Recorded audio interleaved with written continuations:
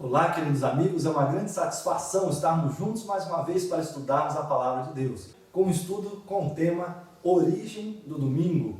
Nós estamos em um crescente, estudamos já 19 estudos bíblicos, né? Estamos no 20º estudo e agora nós vamos compreender um pouquinho mais a questão histórica do domingo e também as suas implicações com a nossa fé, com a Palavra de Deus. Ok, irmão Jandro, nós queremos lembrar que o estudo anterior teve o título então como o quarto mandamento, o sábado de Deus que havia sido esquecido, e paralelo a isso então, hoje, nessa série de estudos Conhecendo o Criador, nós vamos estudar a origem do domingo. Como começou essa mudança? Por que a maior parte do cristianismo então, ao invés de guardar o sábado, que a lei de Deus apresenta como o dia do Senhor, guarda então o domingo? Acompanhe conosco o estudo para então chegarmos ao melhor entendimento da história de como tudo isso começou. Chegou a hora de restaurarmos todas as coisas, não é isso? Amém. Nós Deus vimos seja que louvado. no final dos 2.300 anos começou-se um processo de restauração da verdade bíblica. Sim. Ok, vamos então à pergunta de número 1. A Bíblia declara que antes da volta de Jesus, o homem do pecado se assentaria no santuário de Deus, fazendo-se Deus? Abra, querido amigo, sua Bíblia no livro de 2 Tessalonicenses, capítulo 2, versos 1 a 4, e também Atos 20, verso 29 a 30.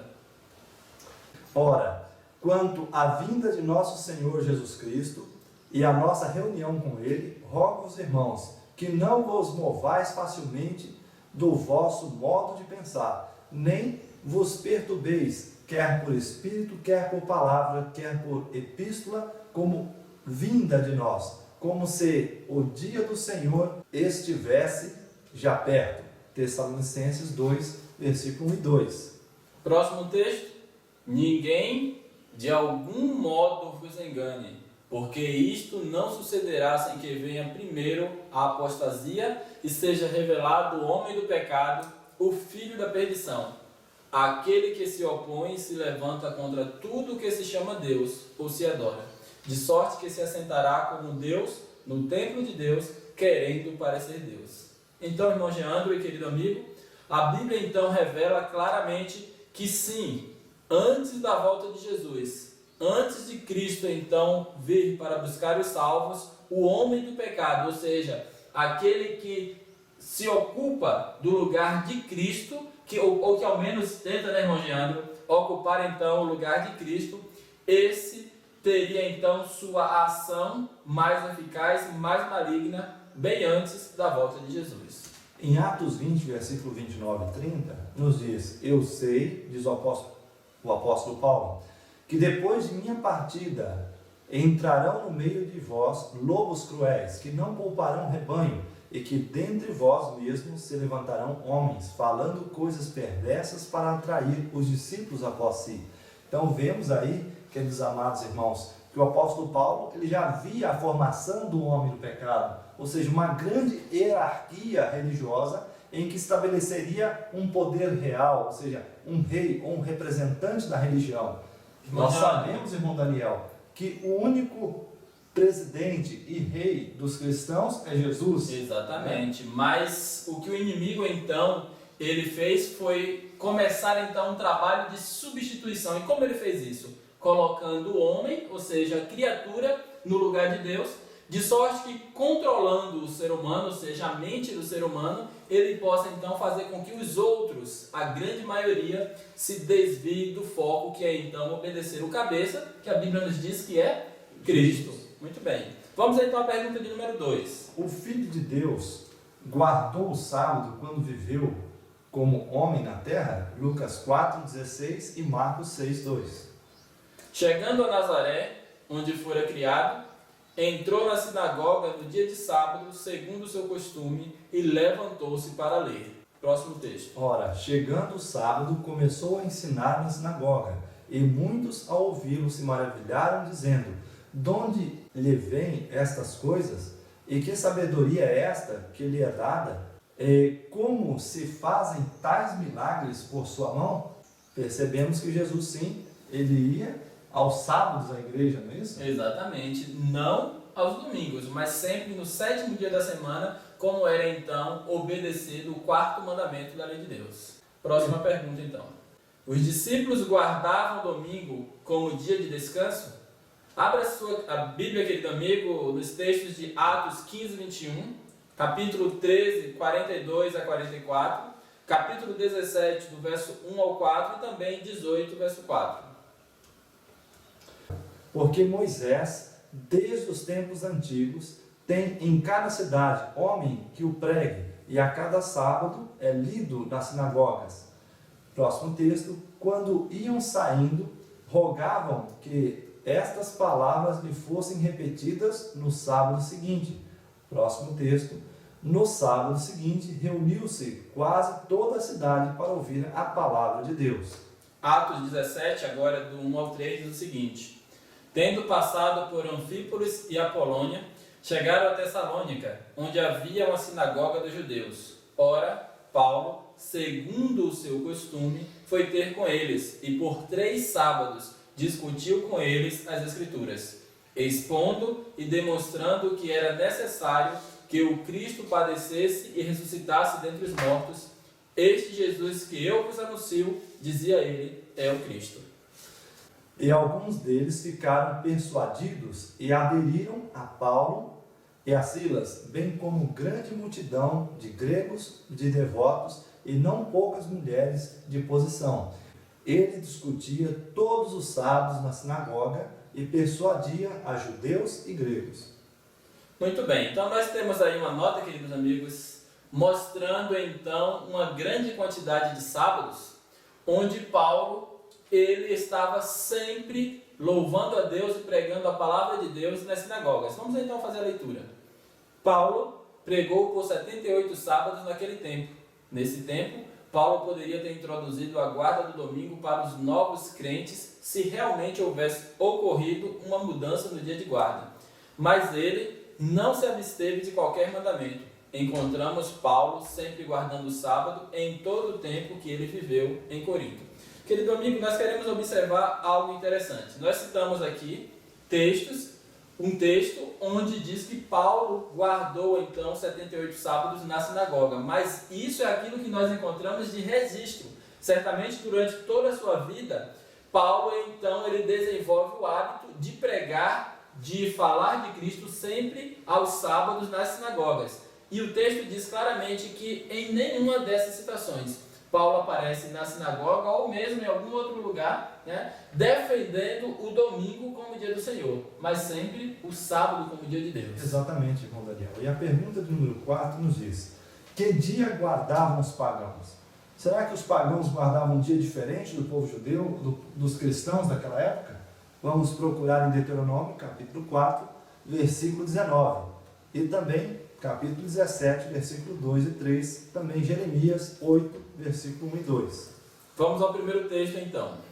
E para que não suceda que, levantando os olhos para o céu, e vendo o sol, a lua e as estrelas, todo esse exército do céu, sejais levados a vos inclinardes perante eles, prestando culto a essas coisas que o Senhor vosso Deus repartiu a todos os povos debaixo de todo o céu.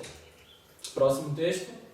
Se no meio de ti, em alguma das tuas cidades que te dá o Senhor teu Deus, for encontrado algum homem ou mulher que tenha feito o que é mal aos olhos do Senhor teu Deus, transgredindo o seu pacto, que tenha ido e servido a outros deuses, adorando-os, e eles, ou ao sol, ou à lua, ou a qualquer astro do exército do céu, o que não ordenei. Deuteronômio 17, 2 e 3. Agora Jeremias 8, 1 e 2. Naquele tempo, diz o Senhor, tirarão para fora das suas sepulturas os ossos dos reis de Judá, e os ossos dos seus príncipes, e os ossos dos sacerdotes, e os ossos dos profetas, e os ossos dos habitantes de Jerusalém. E serão expostos ao sol e à lua e a todo o exército do céu, a quem eles amaram e a quem serviram, e após quem andaram e após quem buscaram, e a quem adoraram. Não serão recolhidos, nem sepultados, serão como esterco sobre a face da terra. Então, irmão Geandro, nós temos um texto aqui, claramente que revela que o costume já dos pagãos era adorar o Deus que para eles era conhecido também como o Deus Sol. Exatamente. Que mais tarde nós vamos encontrar, ainda nesse estudo, né, uma situação em que se une, né, um hábito do cristianismo com o hábito pagão para conseguir então aquilo que Satanás tanto queria. Mais à frente nos estudos, queridos amigos, nós iremos então verificar isso. Quem e quando foi oficializada a guarda domingo na igreja? Vamos então?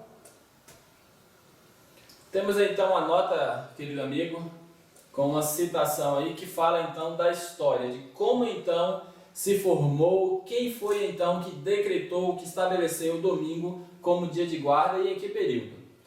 Nota então, o imperador Constantino, no ano 321 de nossa era, promulgou o seguinte decreto: que todos os juízes e todos os habitantes da cidade descansem no venerável dia do sol. Então o domingo continua sendo considerado como o dia do sol. Em inglês, o domingo é chamado de Sunday, Sun, Sol, e Day, dia. Então, querido amigo, ele utilizou aquilo que era o hábito pagão, né, de adorar o Deus Sol, e ele também junta isso, um dia de guarda, que os cristãos tinham, que guardavam, então, que cumpriam a lei de Deus, obedecendo o sábado, e então junta numa coisa só, para que houvesse uma adoração que não era aquilo que foi estabelecido por Deus. Exatamente.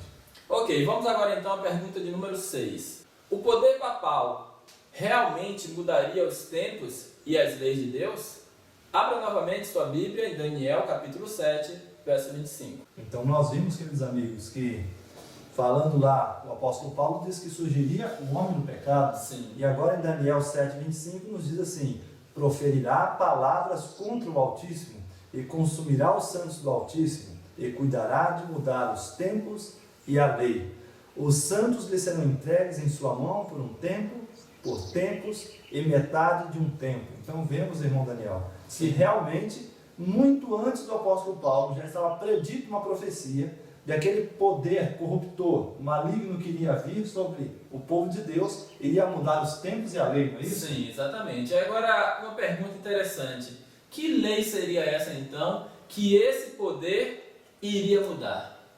A lei de Deus, querido amigo, é tudo isso que nós temos estudado durante esses dias. É necessário, então, observar, querido amigo, que este período de 2.300 dias, anos, que nós estudamos nos estudos anteriores, mostra claramente que a partir de 1844, a verdade da palavra de Deus seria então reestabelecida, ou seja, seria lembrada por um povo que teria coragem para defender essas verdades. Exatamente. Muito bem, vamos à pergunta então de número 7. Nós devemos primeiro obedecer aos homens que a Deus? Será isso uma verdade? Vamos compreender melhor em Atos 5, versículo 29? Respondendo Pedro e os apóstolos disseram: mais importa obedecer a Deus do que aos homens. Meu querido amigo, que interessante, irmão Jandro. Sim. Nós acabamos de ler a pergunta anterior e a sua resposta quando traz uma nota de que Constantino, o imperador, se convertendo falsamente, ele então estabelece o domingo como dia de guarda. Mas no texto de Atos 5, verso 29, nós compreendemos a palavra de Deus, e agora Pedro falando juntamente com João para os líderes daquela época, que era necessário, mais importante para eles, né, os apóstolos, a igreja de Deus naquela época, era sim obedecer a Deus, né, e aos homens quando estes estavam de acordo com a verdade da palavra de Deus. Exatamente. Né? Veja que eles estavam proibindo os apóstolos de pregar o nome de Jesus. Sim, e o que eles disseram? Olha, mais importa obedecer a Deus do que as autoridades. Sim. Sempre devemos obedecer a Deus, não é isso? Ok. Pergunta agora de número 8. Deus aceita a adoração de alguém que segue doutrina de homens? Marcos, capítulo 7, versos 7, 9 e 13. Mas em vão me adoram, ensinando doutrinas que são preceitos de homens. Disse-lhe ainda: bem sabeis rejeitar o mandamento de Deus para guardar a vossa tradição. Próximo texto: invalidando assim a palavra de Deus pela vossa tradição que vos transmitistes, também muitas outras coisas semelhantes fazeis. Então Jesus estava dizendo o que, irmão Daniel? Que muitas pessoas estavam fazendo o quê? Eles estavam seguindo tradições de homens e não os mandamentos de Deus. Jesus nos repreendeu por isso, não é? Sim, com certeza. Ele estabelece então algo maravilhoso, né? Se nós temos acesso à palavra de Deus, irmão Leandro, como então compreendemos a vontade de Deus? Eu preciso primeiro entender que você compreende, que você teve uma revelação e você vai passar isso para mim? Não. Se Cristo ele dispõe a nós a sua palavra e o seu Espírito para nos dar entendimento, meu querido amigo, vai você mesmo, de maneira individual, de maneira pessoal. Pode até usar esses recursos do estudo bíblico, de uma discussão a respeito do assunto, mas acredite naquilo que está na palavra de Deus e nunca unicamente no que estão dizendo os homens. O dragão foi fazer guerra contra que grupo de pessoas? Apocalipse 12, versículo 17. E o dragão irou-se contra a mulher e foi fazer guerra ao remanescente da sua semente, os que guardam os mandamentos de Deus e têm o testemunho de Jesus Cristo. Então nós encontramos aqui, irmão Jean, que o dragão, que simboliza Satanás no livro de Apocalipse, ele se revolta, ele se rebela contra um povinho, porque o texto diz que são remanescentes, ou seja, restantes daqueles que ficaram fiéis. Exatamente, é o resto da semente da mulher, né? Exatamente. E por que, irmão Giandro, essa revolta dele? Porque eles guardam os mandamentos de Deus. Exatamente. Então, querido amigo, como nós já lemos no texto anterior, é preciso obedecer a Deus, por mais que o inimigo de nossas almas, Satanás, ele se volte contra, é preciso permanecer fiel à lei de nosso Deus e cumprir a sua vontade. Mas, irmão Daniel, será que Deus vai permitir que o inimigo das almas, o dragão, ele venha nos destruir? Vamos à pergunta de número 10 agora? Com certeza, essa é realmente a parte mais importante e que nos traz mais esperança, irmão Jean. E mais conforto.